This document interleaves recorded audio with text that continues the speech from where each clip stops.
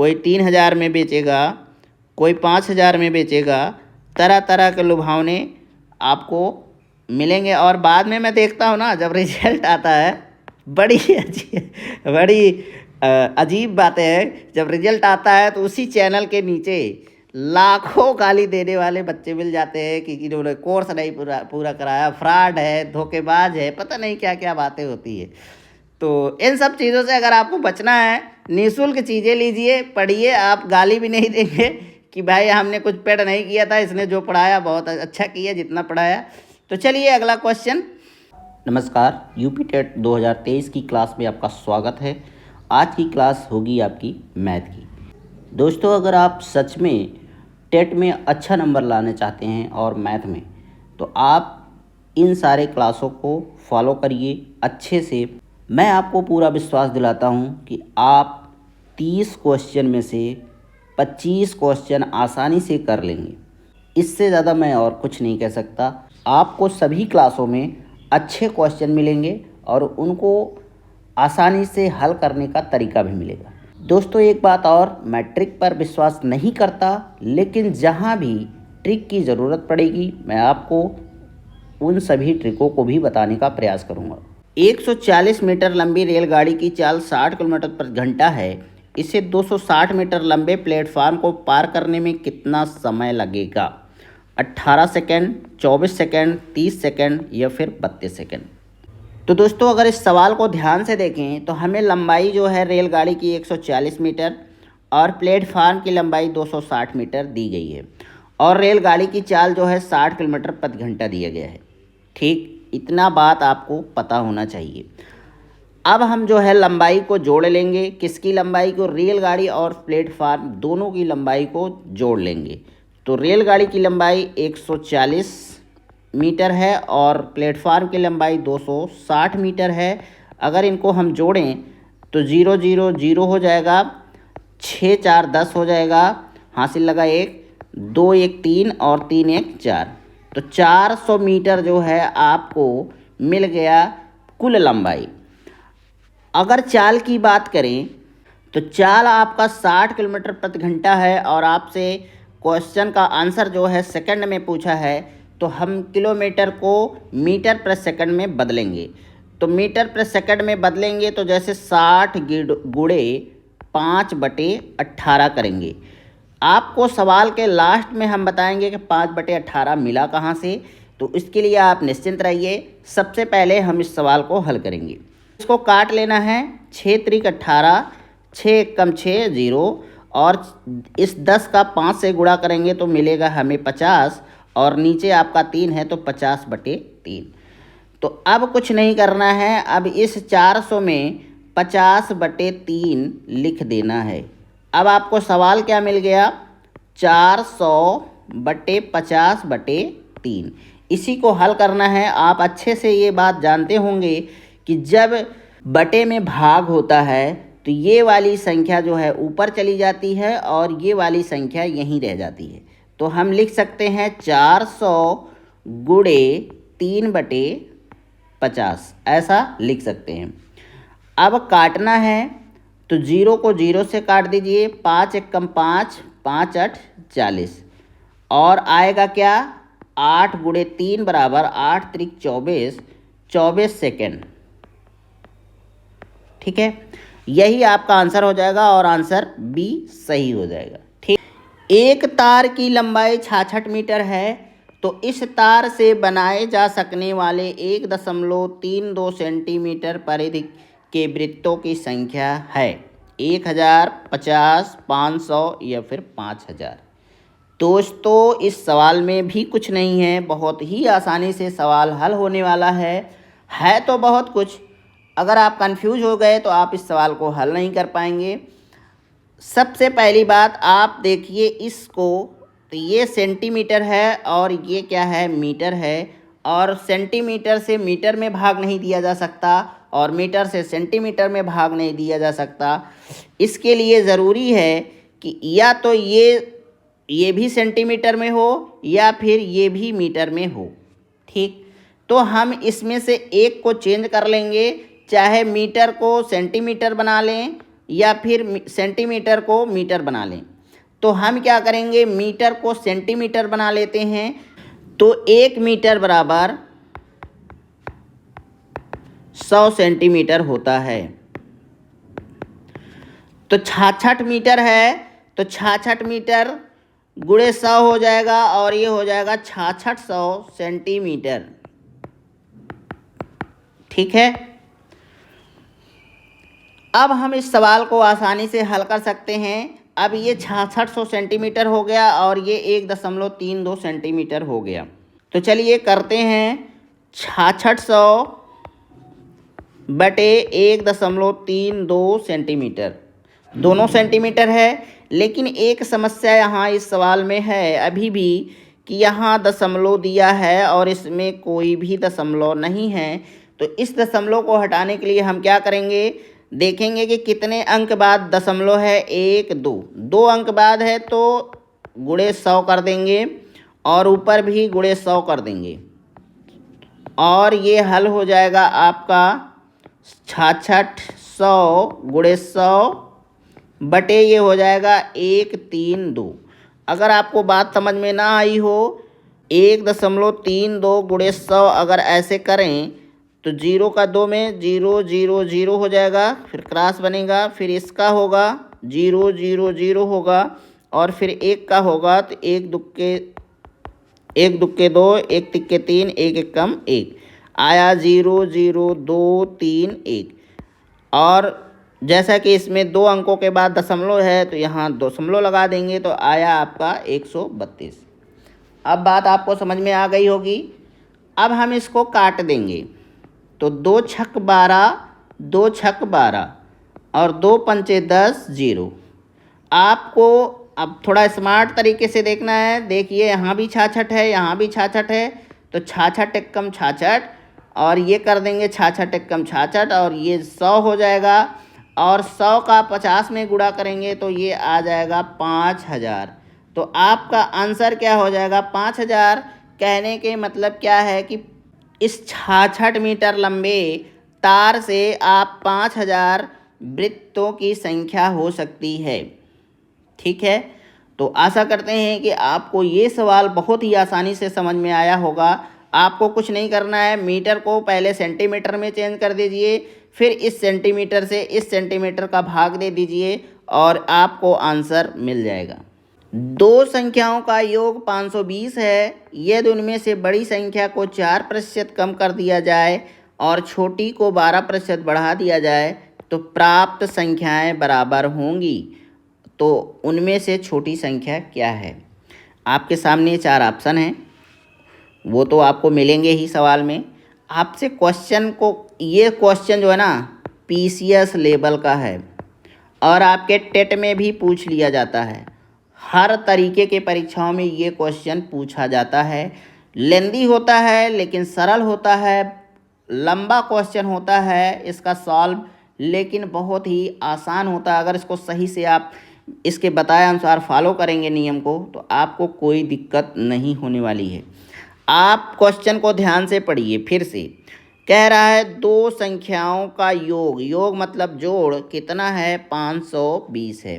ठीक है, लेकिन हमें ये चीज़ नहीं पता है कि वो दो संख्याएं है क्या, 20 है, 50 है कि 600 है कि 200 है, कितना है ये हमें नहीं पता है।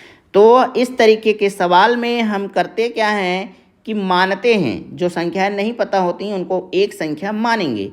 तो हम मान लेते हैं, माना छोटी संख्या बराबर x है, तो मित्रों बड़ी संख्या क्या होगी 520 ऋण x बराबर, यही आपका बड़ी संख्या होगी। कैसे? आप एक उदाहरण को समझिए। मान लीजिए आपके पास 10 रुपये है, ठीक है, इतना तो आप समझ ही सकते हैं। मान लीजिए आपके पास 10 रुपये है और आपने किसी को उसमें से 2 रुपये दे दिया, तो आपको कैसे पता चलेगा कि आपके पास अब कितने रुपए बचे हैं? तो भाई 10 में से हम 2 घटा देंगे, 8 मिलेगा ना। तो इस तरीके से आपको दूसरी संख्या भी पता चल जाती है, दूसरा कंडीशन भी पता चल जाता है कि अगर हम किसी व्यक्ति को 2 रुपये दे देंगे तो हमारे पास सिर्फ 8 ही रुपये बचेगा। तो उसी प्रकार अगर एक संख्या x है तो दूसरी संख्या 520 में से घटाएंगे ही तो, जोड़ेंगे तो नहीं ना। तो दूसरी संख्या आपको क्या हो जाएगी, ये हो जाएगी 520 ऋण x, जो एक बड़ी संख्या है।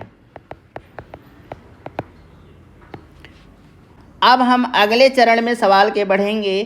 कह रहा है यदि उनमें से बड़ी संख्या को 4% कम कर दिया जाए, तो इसमें बड़ी संख्या क्या है, 520 ऋण x। तो हम इसे ऐसे लिखेंगे, 520 ऋण x गुणे 4% कम कर रहा है तो 96/100। ठीक है, ऐसा लिख सकते हैं। फिर कह रहा है छोटी संख्या को या छोटी को 12% बढ़ा देते हैं। तो चलिए, छोटी संख्या इसमें x है आपकी, इसको 12% बढ़ा देते हैं, x गुणे 112/100। तो आगे कह रहा है बढ़ा देते हैं तो प्राप्त संख्याएं बराबर होंगी। इस शब्द को पकड़ना है, तो प्राप्त संख्याएं ये बराबर हो गई। कहने का मतलब इसका हल और इसका हल बराबर होना चाहिए। ठीक है, मतलब इस सवाल के अनुसार अब ये जो है सवाल आपका बराबर हो गया। तो अब इस सवाल को हमें हल कर देना है और ये आसानी से हल भी हो जाएगा। तो कैसे करेंगे, 520 गुणे 96। देखिए, इसको अगर हम पूरा टोटल गुणा कर देना तो बहुत बड़ा डिजिट हो जाएगा, जो हमें दिक्कत पहुंचाएगी सवाल को सॉल्व करने में। तो अभी हम इसे 520 और गुणे 96 ही लिखेंगे। फिर ऋण है, उसके बाद 96 का गुणा x में हो जाएगा तो 96x हो जाएगा। फिर बटे 100 है, ठीक, बराबर क्या है, इसका गुणा इसमें हो जाएगा तो 112x/100 हो जाएगा। मान लीजिए आपके पास है 4x/100 बराबर 3/100, और आपसे x का मान निकालना हो तो आप क्या करेंगे, x बराबर 3/100 गुणे 100/4। 100 को 100 से काट देंगे कि नहीं काट देंगे, तो बचा क्या, 3/4 ही तो बचा। तो उसी प्रकार ये जब हम इस 100 को जब भाग देंगे ना तो ये ऊपर आ जाएगा और ये 112 नीचे हो जाएगा। तो इस तरीके से ये 100 आपका कट जाएगा। तो इस झंझट को हमें पहले ही हटा देना है, इस 100 को इस 100 से काट देंगे। ठीक है, तो आपका अगला स्टेप क्या होगा, 520 गुणे 96 ऋण 96x बराबर 112x। अब हम क्या करेंगे, 520 गुणे 96 बराबर 112x, और इसको पक्षांतर कर लेंगे, ये हो जाएगा 96x। जब पक्षांतर होता है तो जो ऋण रहता है वो धन हो जाता है। अब हमारा अगला स्टेप क्या होगा, लिखेंगे बराबर 520 गुणे 96 बराबर, अब 112 को 96 में जोड़ देंगे तो 112 को 96 में जोड़ेंगे तो 208x आएगा। ठीक है, अब हम क्या करेंगे, नेक्स्ट स्टेप आपका क्या होना चाहिए, 520 गुणे 96/208 बराबर x। अब हमें कुछ नहीं करना है, सवाल को काटते जाना है और अंत में आपको आंसर मिल जाएगा। तो चलिए 208 को पहले काटते हैं। 208 को 2 से काटेंगे तो 2 × 2, 2 चौक 8 हो जाएगा, और इसको काट देंगे तो 2 चौक 8 और 2 8 16 आ जाएगा। ठीक है, अब फिर से काट दीजिए, 2 पंचे 10, 2 दूना 4, और फिर से एक बार काट देंगे, 2 दूना 4, 2 चौक 8।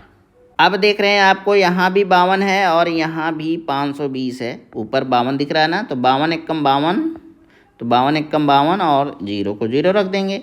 अब इस 10 को 24 से गुणा कर देंगे तो आ जाएगा क्या, x बराबर 240। ठीक, तो आपकी छोटी संख्या क्या हो गई, 240 हो गई।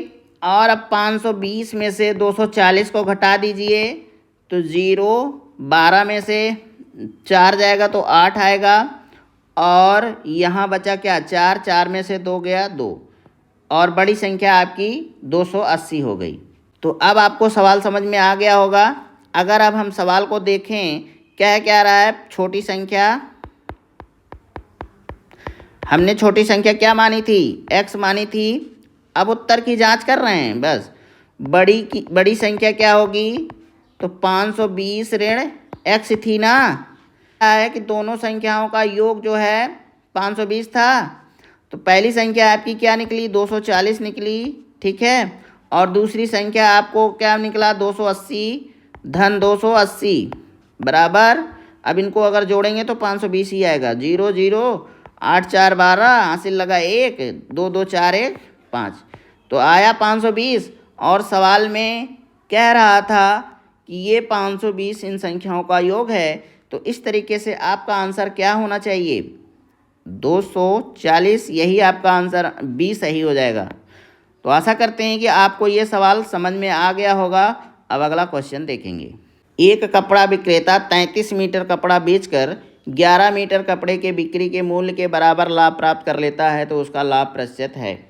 दोस्तों, अगर आपको इस तरीके के सवाल मिले ना, तो आपको कुछ नहीं करना है, बस फट से कुछ चीज़ें मैं आपको बता रहा हूँ जो कर देना है। लिखना है अभीष्ट प्रतिशत, क्योंकि प्रतिशत में ही पूछ रहा है ना, तो अभीष्ट प्रतिशत लाभ आपको लिखना है 11/33 ऋण 11 गुणे 100। 100 क्या होगा? प्रतिशत होगा आपका, ठीक है। अब ये जो है ना 11 जो है आपका, ये क्या है? लाभ है, ठीक। और 33 क्या है? आपका विक्रय मूल्य है, ठीक है। और 33 में से जो 11 हम निकालेंगे वो 22 आएगा, वो आपका क्या होगा? क्रय मूल्य होगा। तो आपको सवाल समझ में आ गया होगा। अब इसको हल कर देना है और कुछ नहीं करना है। तो एक बार फिर से सवाल को हम लिख लेते हैं। 11/33 ऋण 11 गुणे 100। अगर इससे हम हल करें तो आएगा क्या? 11/22 गुणे 100। भाई इसमें से घटा देंगे तो 22 आ जाएगा। 11 को क्या, अब क्या है? 11 कम 11, 11 दूना 22। अब 2 कम 2, 2 पंचे 10, 0 आया कितना? 50% यही होगा आपका आंसर। तो आपका ऑप्शन सी सही हो जाएगा। तो कैसा लगा आपको ये हल? मुझे लगता है कि आपको बहुत पसंद आया होगा। अगर पसंद आया है तो यार लाइक कर दिया करो, इससे मुझे खुशी मिलती है, उत्साहवर्धन होता है और काम करने का जोश भी बढ़ता है। आप लोगों के लिए अगर कोई चीज़ निःशुल्क मिल रहा है तो उसको ज़रूर ले लेना चाहिए। रीज़न ये है ना कि ये यूट्यूब है। यूट्यूब पे आधे से ज़्यादा लोग अपना कंटेंट बेचने के ही प्रयास में रहते हैं, और ये सब चीज़ें अगर एक एडिटेक कंपनी के पास आप जाएंगे ना, तो यही चीज़ें आपको देंगे, लेकिन 5,000 रुपये लेंगे इसी का। अब तो सीटेट भी लॉन्च हो गया है, तो अब कुकुर मुत्ते की तरह ये सब कोचिंगें निकलेंगी, और कोई 500 में बेचेगा कोर्स, कोई 1500 में बेचेगा, कोई 3,000 में बेचेगा, कोई 5,000 में बेचेगा। तरह तरह के लुभावने आपको मिलेंगे। और बाद में मैं देखता हूँ ना, जब रिजल्ट आता है, बड़ी अजीब बातें हैं। जब रिजल्ट आता है तो उसी चैनल के नीचे लाखों गाली देने वाले बच्चे मिल जाते हैं कि इन्होंने कोर्स नहीं पूरा कराया, फ्रॉड है, धोखेबाज है, पता नहीं क्या क्या बातें होती है। तो इन सब चीज़ों से अगर आपको बचना है, निःशुल्क चीज़ें लीजिए, पढ़िए। आप गाली भी नहीं देंगे कि भाई हमने कुछ पेड नहीं किया था, इसने जो पढ़ाया बहुत अच्छा किया जितना पढ़ाया। तो चलिए अगला क्वेश्चन आपके सामने सवाल है। ₹5,000 पर 12% वार्षिक ब्याज की दर से 2 वर्ष के साधारण ब्याज एवं चक्रवृद्धि ब्याज में अंतर क्या होगा? ये सवाल आपके लिए बड़ा होने वाला है और लेंदी है, लेकिन आप बिल्कुल भागिएगा मत, वीडियो छोड़ के जाने की कोशिश भी मत करिएगा। अगर आप वीडियो छोड़ के जाते हैं ना, तो आप गणित कभी भी नहीं सीख पाएंगे। जितने आसानी से मैं बता देता हूँ, इतना टाइम दे के कोई टीचर बताता नहीं है। पहली बात, यही 5-7 सवाल ना 7 मिनट में कोई टीचर करा के चला जाएगा, कोई ट्रिक ले आएगा, आपको फट से बता देगा, और आप जो है वाह वाह वाह सर जी क्या गजब पढ़ाए। लेकिन वही ट्रिक आपको 2 दिन बाद दिमाग से गायब हो जाएगी, और आप पेपर नहीं सॉल्व कर पाएंगे, गारंटी है। आपको किसी भी चीज़ को आने के लिए बेसिक जानना बहुत ही ज़रूरी है। अगर आप बेसिक नहीं जान रहे हैं किसी चीज़ का ना, आधार नहीं पता है, सवाल कहाँ से शुरू होगा कहाँ से ख़त्म होगा, सवाल समझने की क्षमता नहीं है आपके दिमाग में, तो आप सवाल नहीं हल कर पाएंगे। तो चलिए फिलहाल मेरी ऐसी कोई योजना नहीं है कि आप सवाल ना हल कर पाएँ, लेकिन मेरी एक तो जिम्मेदारी बनती है कि आपको आगाह कर दिया जाए। तो चलिए क्वेश्चन को समझते हैं। कह रहा है 5,000 रुपये है, 12% वार्षिक दर है और समय 2 वर्ष है उसका साधारण ब्याज। तो सबसे पहले हम साधारण ब्याज ही निकालेंगे। साधारण ब्याज का सूत्र होता है साधारण ब्याज बराबर मूलधन गुणे दर गुणे समय बटे 100। ये आपका सूत्र होता है।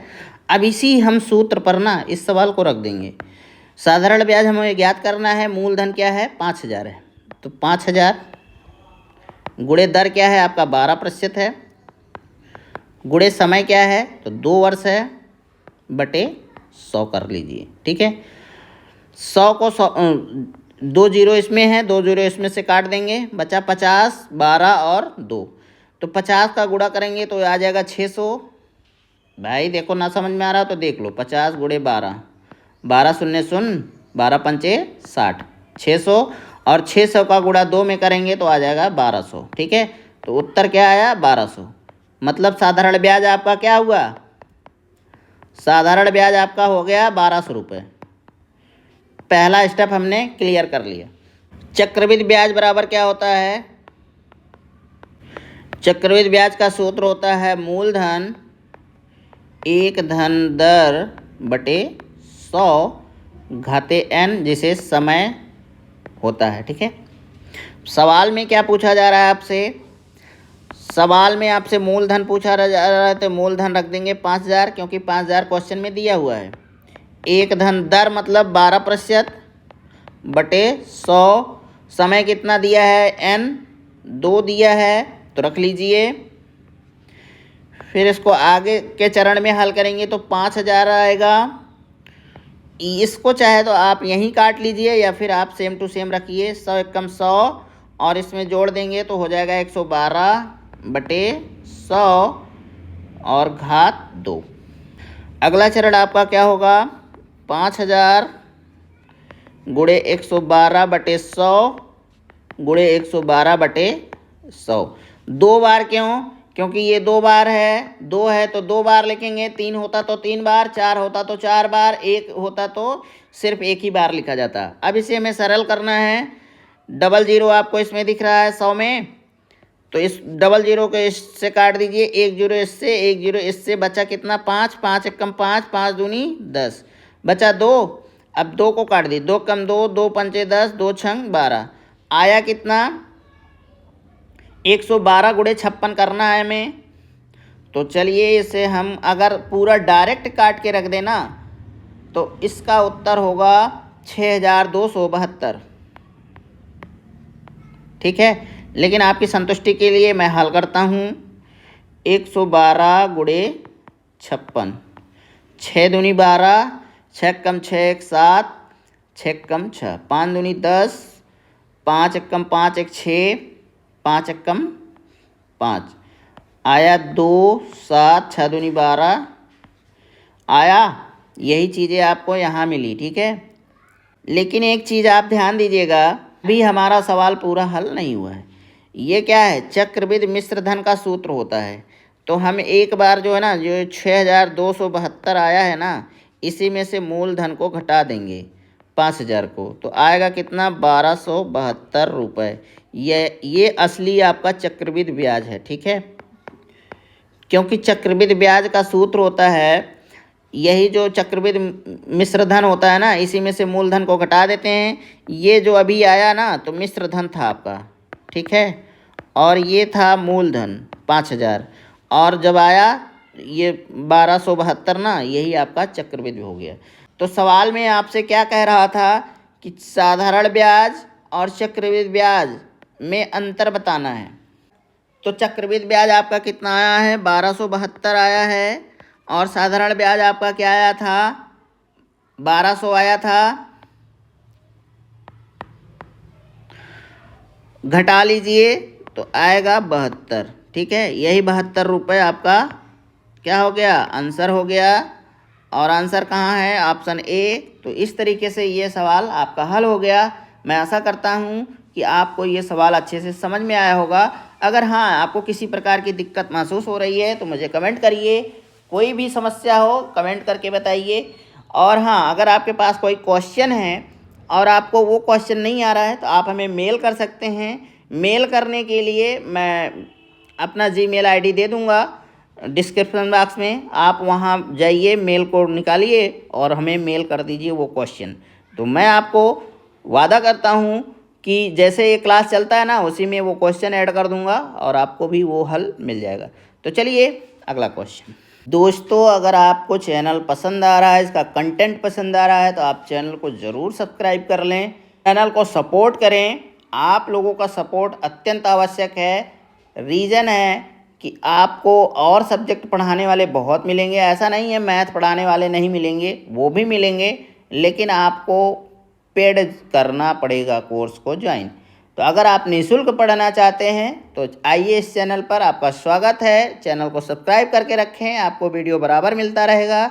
तो इसी के साथ चलिए लास्ट क्वेश्चन आपको सॉल्व कराते हैं। एक व्यक्ति 4 घोड़े 9 गायों को रुपये 13,400 में खरीदता है। यदि वह घोड़ों को 10% एवं गायों को 20% लाभ पर बेचता है तो उसका कुल लाभ 1,880 रुपये है। तो एक गाय की कीमत क्या है? दोस्तों, अगर सवाल को देखिए तो 4 घोड़े 9 गाय, कुल कीमत क्या है? 13,400 रुपये। लेकिन क्या आपको कहीं दिया है कि एक घोड़े की कीमत क्या है? पूरे सवाल में आपको कहीं नहीं मिलेगा। और क्या आपको दिया है कि एक गाय की कीमत कितनी रुपए है? तो ये भी पूरे सवाल में आपको कहीं नहीं मिलेगा।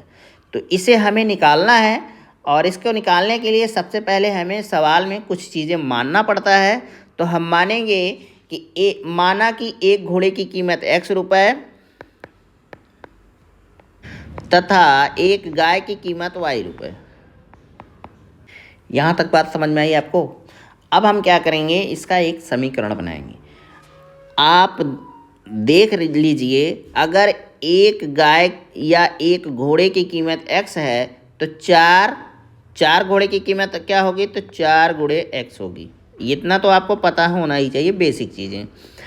अब है एक गाय की कीमत y रुपये है, तो 9 गाय की कीमत क्या हो जाएगी? 9 गुणे y बराबर, ठीक है, बराबर क्यों? अब इनका और इनका जोड़ कितना आ रहा है? 13,400 रुपये आ रहा है, ठीक है। इतनी बात समझ में आई कि, और इसको हम लिख सकते हैं 4x धन 9y बराबर 13,400।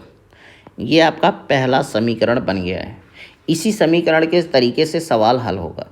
तो अभी आपको स्टेप बाय स्टेप ले चलेंगे, बिल्कुल टेंशन मत लीजिए।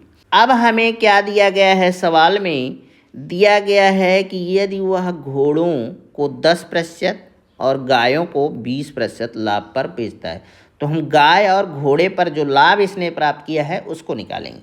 तो सबसे पहले निकालते हैं 4 घोड़ों पर लाभ। 4 घोड़ों पर लाभ,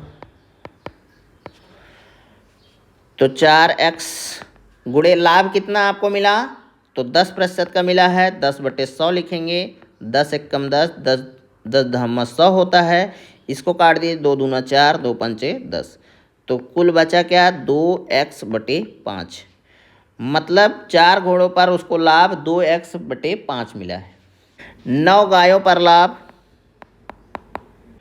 9y गुणे 20/100, ठीक है। 20 एक कम 20, 20 पंचे 100, आपका आएगा 9y/5। ठीक, इतना तो बात समझ में आ रही होगी ना। तो घोड़ों पर लाभ जो है 2x और गाय पे इतना, तो दोनों का लाभ कितना हो गया? तो कुल लाभ बराबर जोड़ना पड़ेगा 2x/5 धन 9y/5। और सवाल में अगर आप देखें तो दिया है कि उसका कुल लाभ जो है 1,880 रुपये का है। तो हम क्या करेंगे? लिखना पड़ेगा 1,880 रुपये। इसको हल भी करना पड़ेगा। तो चलिए हल कर लेते हैं। इसको अगर हल करें तो 5 आपको दिख ही रहा है, हर समान है, तो हम चलिए हर को 5 ही रखते हैं। लेकिन समस्या ये है कि ये 2x है, ये 9y है, तो इसको हम लिखेंगे कैसे? इस तरीके से लिखेंगे 9y, क्योंकि जुड़ नहीं सकता। और फिर लिखेंगे 1880। फिर नेक्स्ट स्टेप क्या होगा? इसका गुणा इसमें हो जाएगा 2x धन 9y बराबर, अगर हम 5 से गुणा करें तो 5 शून्य शून्य, 5 8 40, हासिल लगा 4, और 5 8 40, 4 44, हासिल लगा 4, और 5 1 5 4 9। तो दोस्तों इस तरीके से आपको दूसरा समीकरण प्राप्त हो गया। ठीक है, अब ये सवाल हल हो जाएगा। हम लिखेंगे समीकरण 1 में से समीकरण 2 को घटाने पर, समीकरण 1 में से समीकरण 2 को घटाने पर। देखिए ये सवाल मैं आपको विस्तार से ज़रूर बता रहा हूँ, लेकिन पेपर टाइम में आपको ये सब नहीं करना है। आपको जब ये प्रैक्टिस करते करते ये सवाल पारंगत हो जाएंगे ना, तो आप बिना कुछ स्टेप तो ऐसे ही काट देंगे बिना किसी दिक्कत के। तो ये मैं कोई भी स्टेप इसलिए नहीं मिस कर रहा हूँ को ऐसा ना हो कि आपको बीच में समझ में ही ना आए कि ये आखिर आया कहाँ से। तो ठीक है, तो चलिए समीकरण 1 को समीकरण 2 से घटा देंगे, तो घटा के देखते हैं क्या आता है। समीकरण 1 आपका है 4x धन 9y बराबर 13,400। ठीक है, दूसरा आपका क्या है? 2x धन 9y बराबर 9,400। घटाना है तो घटाते समय क्या होता है ना, चिन्ह बदल जाते हैं नीचे वाले का, तो इसका चिन्ह बदल देंगे। अब ये हो जाएगा 4 में से 2 घटाएंगे तो 2x आएगा, ये कट जाएगा, धन ऋण कट जाता है, फिर आएगा ये, इसमें से अगर हम माइनस करेंगे ना तो आएगा 4,000। ठीक है, आप लोग इसको माइनस इतना तो कर ही सकते हैं, इतना करिएगा ज़रूर। x बराबर आ जाएगा 4,000 भागे 2, 2 1 कम 2, 2 दूना, ये आया कितना? 2,000। x बराबर क्या आया? 2,000। तो हमने x बराबर क्या माना था? घोड़ा। घोड़े मतलब एक घोड़े की कीमत हमने x माना था, और x बराबर कितना आया? 2,000 आया। तो मतलब एक घोड़े की कीमत कितनी हो गई? 2,000 रुपये हो गई। ठीक है, 2,000 रुपये हो गई। लेकिन आपसे सवाल में पूछा क्या है? एक गाय की कीमत पूछा है। ठीक है, तो गाय की कीमत कैसे निकालेंगे? इसी 2,000 को ना किसी एक समीकरण में रख दीजिए, चाहे इसमें रख दीजिए चाहे इसमें रख दीजिए, सवाल आपका आ जाएगा।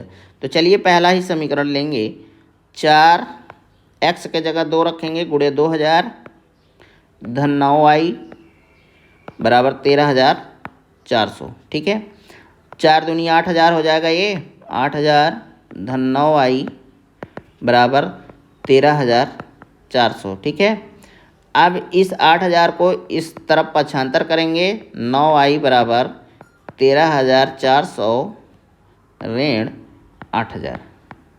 ठीक, 9y बराबर 5,400 ये आएगा। जब इसमें से आप इसको घटाएंगे तो 5,400 आएगा। y बराबर 5400 बटे 9, 9 1 कम 9, 9 6 54 00। तो y बराबर क्या आ गया? 600 रुपये। ठीक है, मतलब एक गाय की कीमत कितनी है? 600 रुपये है। अगर आपको थोड़ा सा और समझना है ना तो समझ लीजिए। अब अगर आपको उस उत्तर की जांच करना है तो आप उत्तर की जांच भी कर सकते हैं। वो कैसे? तो चलिए देख लेते हैं। एक घोड़े की कीमत क्या है? 2,000 रुपये है, और कुल घोड़े कितने हैं? 4 हैं, तो कुल रुपये कितना हो गया? 8,000। और एक गाय की कीमत क्या है? 600 रुपये, और गाय कितनी है? 9, तो 0 0 और 9 6 54, और ये 0 0 4 8 5 13, 13,400। इस तरीके के सवाल में आप उत्तर की जांच भी कर सकते हैं। और सवाल में आपसे ऊपर कहा गया है घोड़े और गाय को खरीदते हैं ना, तो कुल कितना रुपए देना पड़ता है? 13,400 रुपये। ये देखिए 13,400 रुपये। तो दोस्तों इस तरीके से आज का वीडियो समाप्त होता है, आज की क्लास समाप्त होती है। अगर सच में आपको ये चैनल काम का लगता है तो चैनल को ज़रूर सब्सक्राइब कर लें, और जल्द ही आपको नेक्स्ट वीडियो प्रोवाइड कराएंगे। तब तक के लिए नमस्कार, जय हिंद।